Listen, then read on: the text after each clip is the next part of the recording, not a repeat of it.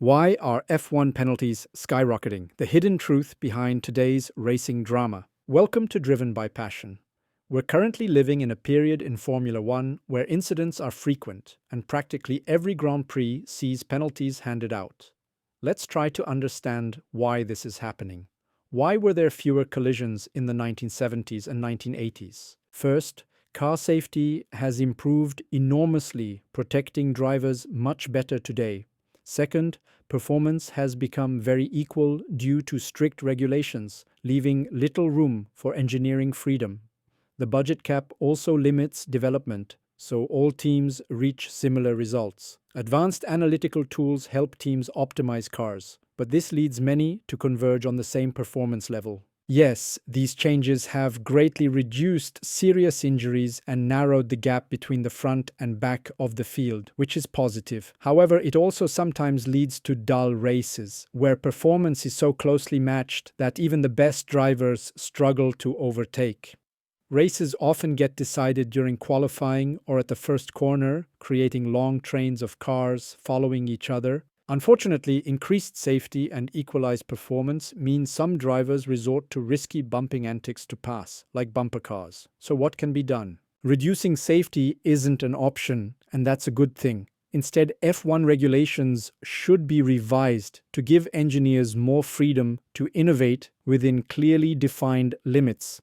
Current regulations are highly restrictive, aiming to equalize performance and reduce costs, but they often stifle creativity and technical ingenuity.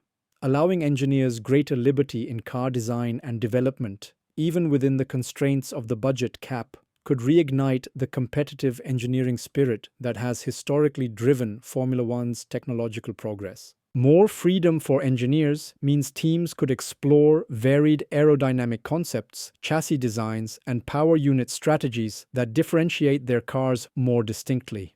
This diversity not only promotes technical innovation, but also creates more dynamic and unpredictable racing as cars with different strengths challenge each other on track.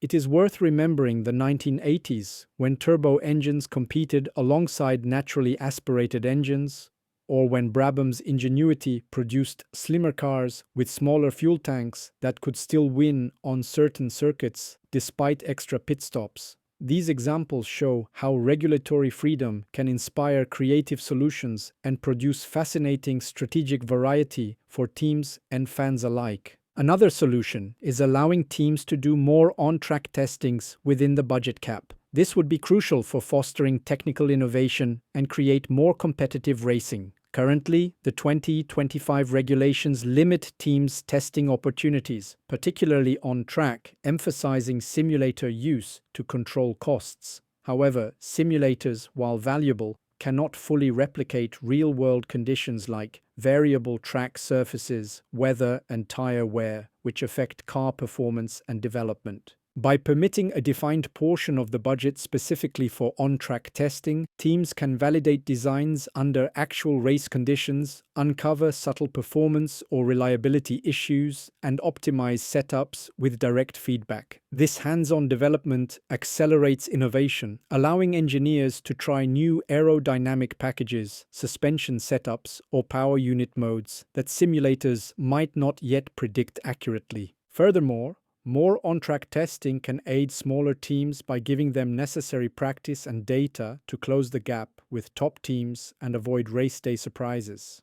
It also helps ensure that reliability and safety improvements are tested thoroughly in real-life settings, not just simulated ones. To balance costs and fairness, regulations could specify a maximum number of on-track testing days or kilometers, distinct from simulation hours. Teams exceeding limits would face penalties. This encourages prudent use of resources while safeguarding competitive equity. Drivers in Formula One should sign a formal code of conduct committing to avoid pushing rivals dangerously during overtaking maneuvers. Historically, drivers showed more mutual respect on track. They left space around their cars and didn't insist aggressively when overtaken because they understood that even a slight contact could lead to serious accidents at high speed.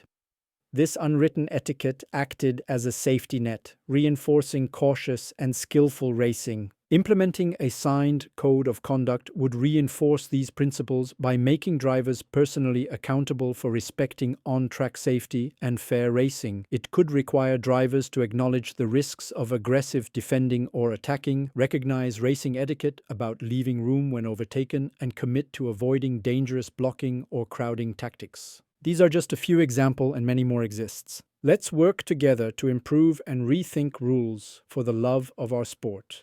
The FIA's recent decisions have not served the sport well, and now it's time to find a better path forward. Please share your thoughts below, and if you like our analysis, don't forget to subscribe to Driven by Passion.